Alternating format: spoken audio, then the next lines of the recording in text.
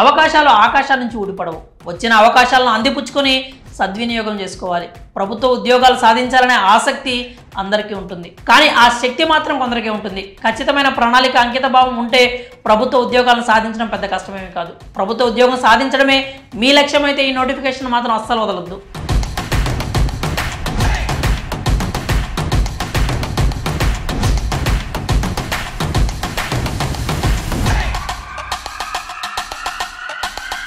Railway recruitment board భారీగా ఉద్యోగాలను భర్తీ చేసేందుకు నోటిఫికేషన్ విడుదల చేసింది. ఈ రిక్రూట్మెంట్ ద్వారా 2250 కానిస్టేబుల్ ఎస్ఐ ఉద్యోగాలను భర్తీ చేయనుంది.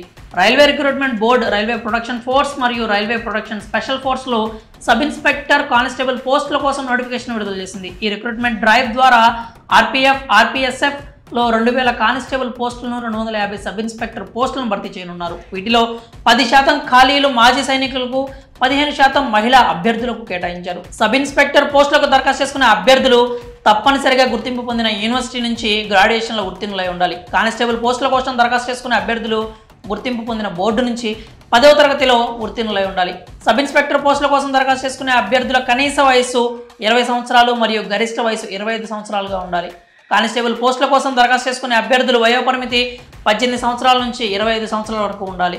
రిజర్వ్డ్ కేటగిరీ అభ్యర్థులకు నిబంధనల ప్రకారం వయో పరిమితి సడలింపు ఇవ్వబడుతుంది.